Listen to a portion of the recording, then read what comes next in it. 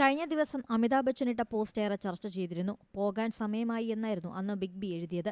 Post വായിച്ച് big B ആരാധകർ retirement സൂചനയാണ് കരുതിയത്. എന്നാൽ നിരവധി റിപ്പോർട്ടുകൾ സൂചിപ്പിക്കുന്നത് കോൺ ബനേഗ ക്രോർപതി ക്വിസ് ഷോയിൽ നിന്ന് ബിഗ് ബി പിന്മാറാൻ പദ്ധതിയിടുന്നുണ്ടെന്നാണ്. ഇതേക്കുറിച്ച് ഔദ്യോഗിക സ്ഥിരീകരണമായിട്ടില്ല. ചർച്ചകൾക്കിടയിൽ KBCയുടെ പുതിയ അവതാരകനാകാൻ സാധ്യതയുള്ള താരത്തെ തിരഞ്ഞെടുക്കാൻ ഒരു സർവേ നടത്തിയെന്നാണ് റിപ്പോർട്ട്.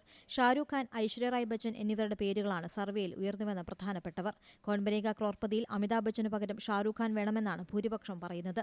ബിഗ് ബിയുടെ മരുമകൾ ഐശ്വര്യ റായ് ബച്ചനാണ് ഷാരൂഖ് കഴിഞ്ഞാൽ സർവേയിൽ 2ാം സ്ഥാനത്തുള്ളത്. പട്ടികയിൽ 3ാം സ്ഥാനത്താകട്ടെ ക്രിക്കറ്റ് താരം MS ധോണിക്കാണ്. അമിതാഭ് ബച്ചൻ ജനപ്രിയമായ കോൺ ബനേഗ ക്രോർപതി വിടുന്നതായി വിവരമൊന്നും ഔദ്യോഗികമായി വന്നിട്ടില്ല.